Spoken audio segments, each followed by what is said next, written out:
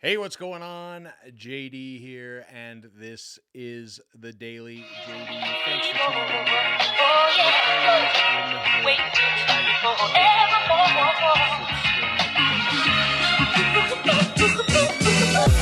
like, my own introduction because there's a weird lag between here and YouTube. So I apologize for that if you enjoy the intro music and the intro. But yeah, apologize for that. But remember, smash that like button. You can check out my socials there over at Pain Inc. over on Twitter and, of course, Instagram and Twitch when we go live. Remember, smash that like button. Jump in on the chat, of course, as is tradition. Anything that you guys want to discuss, by all means, throw it in the chat. We do have some interesting stuff to talk about today. An interesting interview that I happened to watch.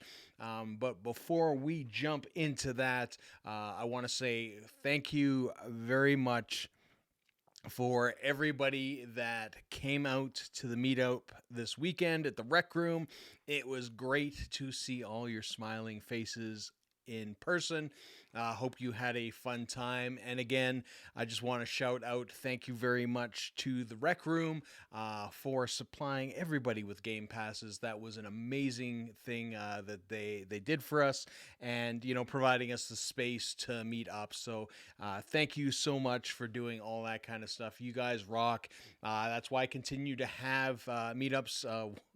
At least once a year. There, this is really, I think, going to be an annual thing. I learned a great deal about organizing stuff and getting people together and what to expect. And, as well, I think I discussed with a few people that it actually causes me a fair bit of anxiety. That it's one of those things that I get very anxious when I'm doing these things. And I'm always grateful that people do show up, because when I put them on and I decide to do them, I am always in the back of my mind absolutely terrified that nobody's interested in these things and that nobody's going to show up. So again, I appreciate everybody that comes out. And then the second part of it is that at the end of the day, we had 47 people RSVP through Eventbrite. So people had to go. I was typically posting it on Facebook. They had to go out, sign up, get a ticket for the event. Of that, we had 17 people show up, so about a third, which is fantastic. Don't get me wrong; it's amazing that that many people would show up. Like I said, I think I was talking to Dave beforehand. I'm like, I'm just happy that one person shows up. But again, for me, I tend to put on events that I want to do. Activities that I enjoy. So if one person shows up and we just get to hang out, that's cool too. It's but when there's that many people signed up, it made me very, very anxious the day before. In a way, I kind of wish everybody showed up, and then it would have been this big thing, and then I would have been probably over the moon afterwards, after I've had my multiple heart attacks. But as well, I was kind of glad that as many people that did show up because then it was a little more low key. So there you go. Hey, good to see you, Craftsmith. Thank you so much for tuning in, and thanks again for showing up to the meetup. I appreciate that. I am doing well. Hope you are as well. Hey, Nick, good to see you, man. Hope things are going well for you. Hopefully you had a safe trip back. I think if you got back before today, it's probably a good thing, because there's just too much snow. That's the weird thing with the city that I live in, is that right now it looks like full on Christmas, like Christmas movie overload, snowing, lots of snow in the trees, snow on the ground, lots of shovel in the driveways, and it's very, very white, but all within one day, because yesterday, like, we could see the grass. So I mean, it's just kind of thing. And then tomorrow it's all going to melt apparently. So, and then we get to do it all over again. It's just kind of one of those things that we're going. And we will pump that up a little bit. Am I a little bit better noise-wise now? Nick's asking to turn up the audio, move the mic closer. So I think because the live stream, I'm kind of like looking all over the place. I'm looking at monitors and stuff. I don't kind of focus on the mic as much as I should. when I podcast, I do it a lot better because I kind of put it at an angle and I have it at a different thing rather than underneath me. But yeah, that's me and my terrible audio. So I apologize for that. Craftsmith had a blast at the meetup. That's fantastic. I'm glad that you do. Nick says we got in about 10:30 last night, so clear roads. That's great. And it was warm, but today is brutal. It is, and it's kind of weird. It's slushy. It's snowing heavily enough. I went out earlier in the morning this morning to go to the gym, and it was kind of got to a point where I couldn't even see the road from the snow on the road and the amount of snow that was coming down at that point. So there you go. Mitch, is that Cartman behind you? Respect my authority. It is. I love. I love the South Park stuff. I do have more. I used to have the whole crew out, and then I always change the background. It's probably due for a little bit. If you've been watching some of my newer content, you'll notice that I have a couple different angles in the office. I have been working on stuff lighting wise, as well as which is cool. Tomorrow I have a new setup that I have set up over on the desk for filming, which I just added into again after this video, which is kind of cool. But yeah, you definitely have to check that out tomorrow. It's something I think that if you do a lot of videos in an office and you have a tight space, it works really well. It works.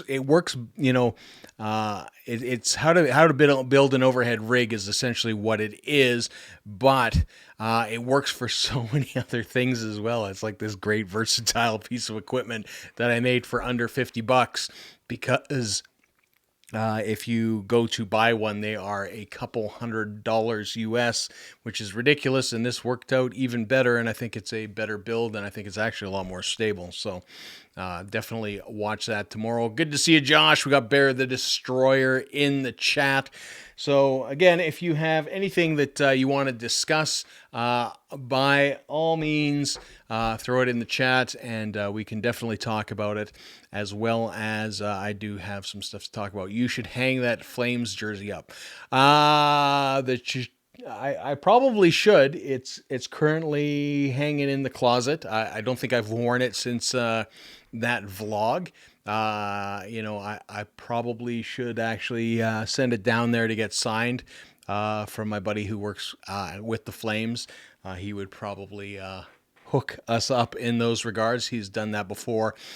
Typically, in those regards, I've had a few jerseys signed, but typically it's for people that I know are like so huge Flame fans. And I try to do something nice every once in a while. So I've got a couple of Johnny Gaudreau's signed for people and got them jerseys and stuff. So every once in a while, like I managed to wangle a cool hookup. Although I will say last year that was the ultimate hookup for that Flames game. That was an absolutely amazing experience. Craftsman says, I will have to check out your video tomorrow. It sounds like a very useful info. It's a good piece of equipment. It's really good. It is. I am super stoked about it. And in fact, I like I said, I've added to it to make it even more versatile, and it just makes it that much more cooler. I'm gonna have to do subsequent videos to show what I've really kind of got into over there, which is it's going crazy, but I'm enjoying it, which is absolutely fantastic. So today we are going to talk about YouTube. We are going to talk about David Dobrik. And if you don't know who David Dobrik is, he's got about 16 million subscribers. He does vlogs on a daily basis. He is kind of one of YouTube's golden childs as vlogging entails. He did an interview with Men's Health, and he is probably the biggest vlogger going right now on YouTube because guys like Casey Neistat are really essentially not really vlogging anymore. So he is occupying that space. He has a huge, massive following. He has a lot of celebrities at times because he is based out of LA on his vlogs. But the crazy thing is, and it's interesting. He did this interview with Men's Health, and he got asked the question like, "How much do you make with YouTube?" And he talked about his younger self. He said, he always looked up at YouTubers like Casey Neistat. He looked up to celebrity he always kind of wanted to know what these people made.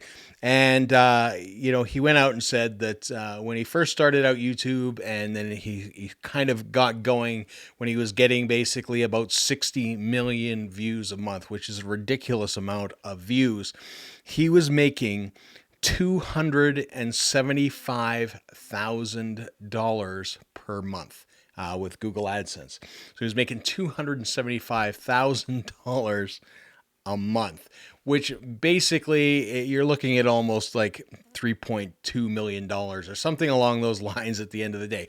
An absolutely ridiculous number. He even goes to say that it is essentially that he felt like a drug dealer getting all this money. It really is an obscene amount of money. But he goes on to say, he says he owed it to his younger self to, be truthful about these things. And this is the kind of weird thing that I pulled from this, and it kind of surprised me. And I really have to wonder, what he's sort of going at is that he indicates that he went from 60 million views a month, and right now he's around 200 million views a month, which he has tripled his view output. However, his claims, and I'm going to ask you guys what you think. What do you think his earnings are now? And just, as an indicator, he cited Adpocalypse as sort of the catalyst that, had an impact on his earnings. So prior to Adpocalypse, he was getting 60 million views, making $275,000 a month. After Adpocalypse, he was getting triple that, 200 million views a month. What do you guys think he was making cash-wise? Throw that down in the chat. Let me know what you think he was making overall. And I'm going to guess, unless you have seen this interview, that you are never going to guess exactly how much he has made or what he claims he is making currently a month. I bet you're not even going to be in the ballpark. It's a very interesting thing to me. And it makes me wonder as well, sort of what's, going on, or how people, sort of run their channels and so on. Well, you put in your title. Ah, damn it. I did. Thank you. So 2,000 a month. There you go. I did put it in the title. So he claims that he is now making about $2,000 a month, that he was making more, as he put it, as a waiter a year than he is now with YouTube. And I find that extremely hard to believe.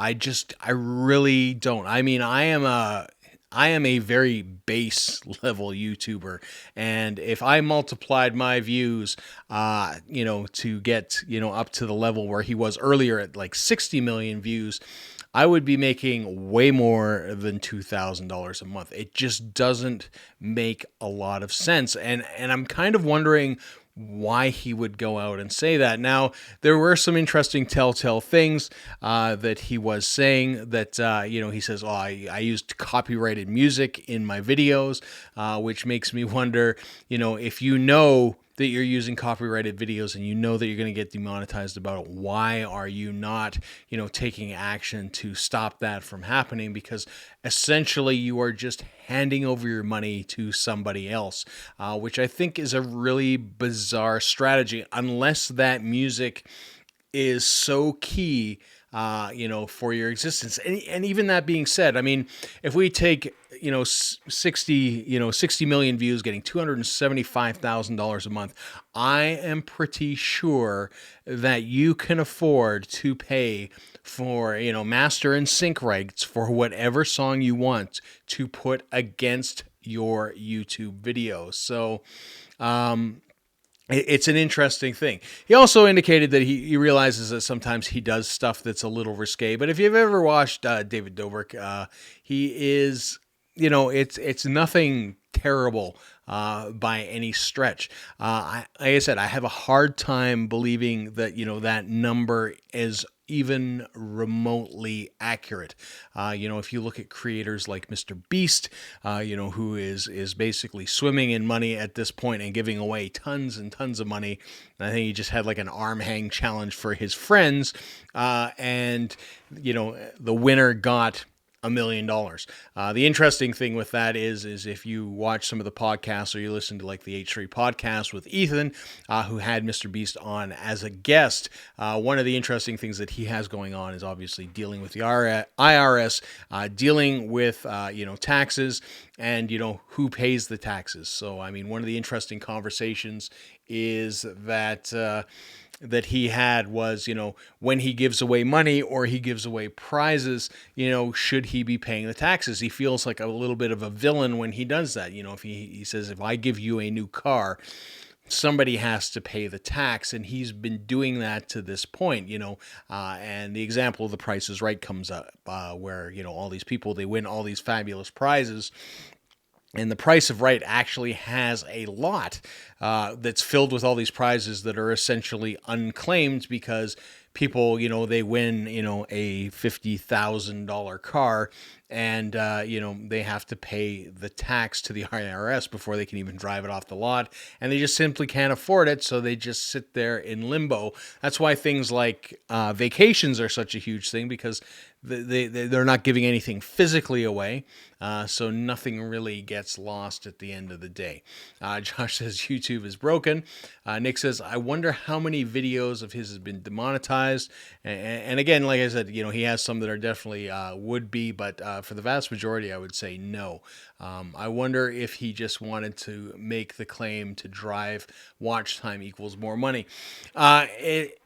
It could be. It could be simply a publicity stunt. It could be a publicity stunt with, Men's Health. It will be interesting because I'm sure, YouTube will get a hold of us, and I'm wondering how impressed they are going to be if that is completely inaccurate or if he is completely misrepresenting it.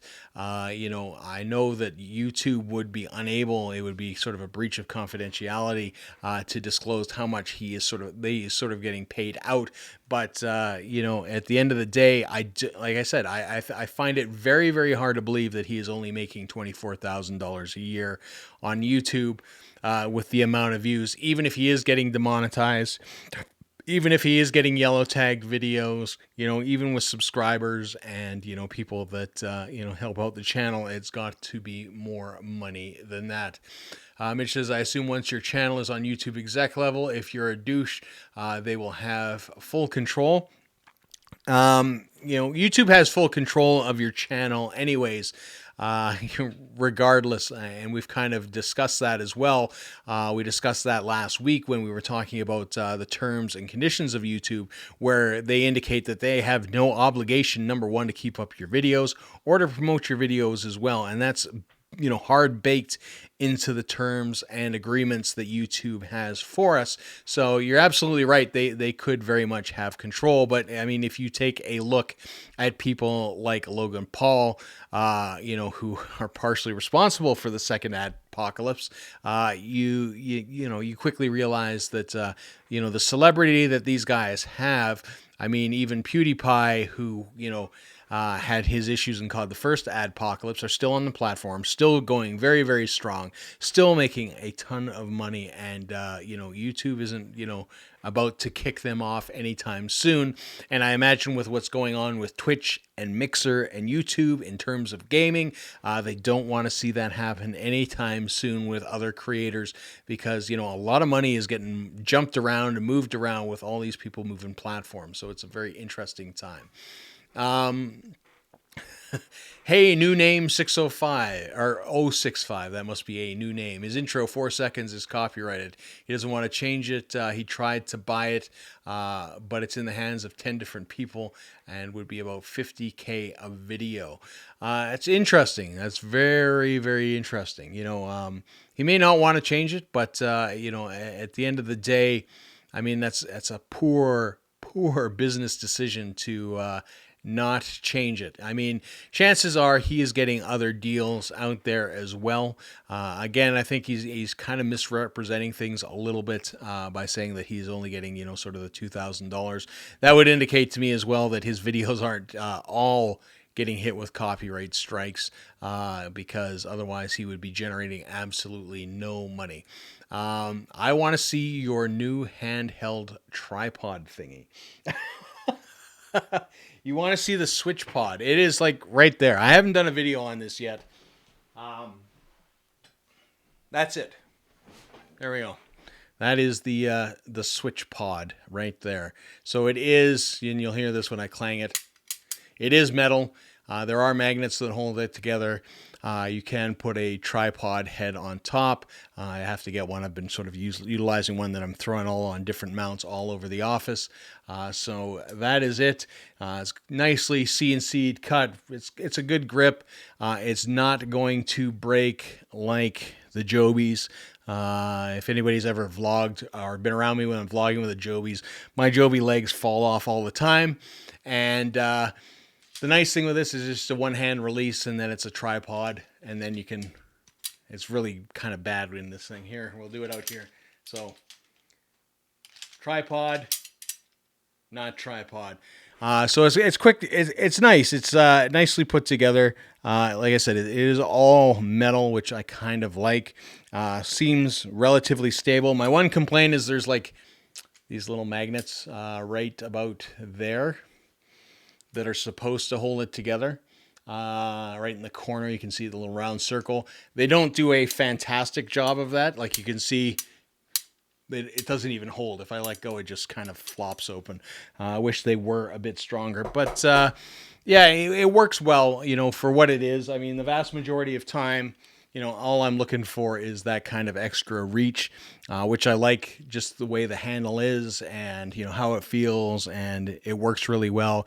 And I don't feel like the legs are going to break and my camera is going to drop. So, and with a ball head, it's going to go fairly well. The tripod was, I believe, $89. All said and done with shipping. I backed the Kickstarter, which it was almost a year ago. I think it's been quite some time. So you can buy them now. You can get them from places like B&H. You can get them directly from SwitchPod. If you are interested in ordering one, shoot me a DM or a tweet. I do have a discount code for friends, so more than happy to give you that if you're interested in getting one, and that's directly from SwitchPod, so you can get yourself, I think it's like they'll give you like 10% off, although I will say that Black Friday is coming pretty quick. I think it's like next week, so there will be all sorts of crazy deals, so I would just kind of hold off at least for that to see, because they're going they're going to be, all sorts of deals kicking around. It's a great time to spend any money that you do happen to have, because if you're waiting for stuff, it will likely potentially be on sale at that point. So just hold off for that. But again, if you don't manage to pick one up, I do have a 10% discount code for the Switch Pod that I'm more than happy to give out. Hey, good to see you, Mike Voice. Thank you so much for dropping in. So yeah, I mean, that's kind of where things are at. Like I said, I'll be dropping the new video tomorrow, so please do check that out. And currently, the next video in line after this setup is the behind the scenes for the film Captive, which of course was filmed, directed, and produced by none other than Josh WRB in the chat there. So definitely check that out in 2 weeks as a behind the scenes kind of deal. And that being said, I do want to thank our Patreon supporters. Of course, that is none other than Reviewy McReviewface, who does things for us month after month, as well as our YouTube sponsors, none other than Josh WRB and Mum's Universe. That's why Josh WRB has that cool Bear the Destroyer emoticon for the chat. That's all part of that. So thank you guys for supporting this stream month and this channel month after month. It is greatly appreciated. New Name says, just as an example, since it's coming back, I think he said he made 800K last Black Friday. He grew so much since then. Wouldn't surprise me if he's over $1 million now. Interesting. And I assume you're talking about David Dobrik there, that he made on merch, that he made 800K last Friday. Hey, good to see you, Mike Voice.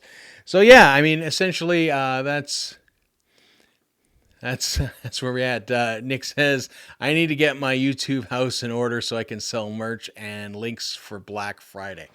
Which I guess I should probably do. I do have a few Lloyd and JD hats left. I do have the screen equipment back in my possession, so I should get on that as well and actually start creating some merch. But, it's just kind of a slow burn. I think, one of the interesting things is that when you are, sort of your own self unit and you do everything yourself, things roll out very, very slowly, and changes happen slowly, or it's like small things at a time. So doing something big like merch, my own merch, printing my own merch, and producing it all is something that it'll take me a little bit to get back on, because I have to design all the stuff too. The hats, I get somebody else obviously to do that, and like I said, I still have a few of those kicking around, as well as the stickers, which I hand out a great deal of. I still produce those as well. So there you go. I need to get on that stuff as well. Yeah, only merch, about 100 and 150K each week on the podcast. He just doesn't care to change the content on the main. So, that's the interesting thing. And again, that's why I say, it's kind of a misleading title. He's kind of, misdirecting people, saying, "Hey, I made more as a waiter than I do with YouTube." That's completely, like I said, I think he is honestly misleading people. Yes, the copyrighted music plays into thing. He mentioned that he uses copyrighted music, but he's obviously making more than enough money doing other things to, sort of not have to worry about things. I mean, heck, in one of his vlogs, he bought his friend, who is a huge fan of Lamborghini, brought him a baby blue $300,000 Lamborghini, and just gave it to him. So, I mean, I don't think financially he is in any kind of trouble. And I mean, things may have dried up now, but I mean, depending on how long he was making that other number before, $275,000 a month, he could be, if he's smart, investing wise and financially wise, he will be doing very, very well, and will have no issues as well if he's properly invested these things, and not, spending, $600 a crack for, ponies to be in his vlog, which he does as well. So it is interesting as well, back on that topic, if you look at guys like Dobrik, as well as Mr. Beast, and probably more so Mr. Beast, is that they spend an extortionate amount of money. Mr. Beast, has spent millions of dollars, given away millions of dollars to people, including his crew. And again, him and H3 Ethan were talking about, sort of the tax implications for that as well. And, one of the things is that he was giving his friends like $1 million, like, well, who pays tax on that? And it's like, well, in reality, if they are your, sort of Teamsters guys that work with you on a regular basis, they should be paying the tax if you're like just handing over a cool $1 million. So there you go. Mike Voice, eat good food, get lots of rest, work out, and gym 4 days, you'll grow. There you go. Solid advice from Nick. That was the brand deal. They gave him $275 for 20 seconds ad, read in the video.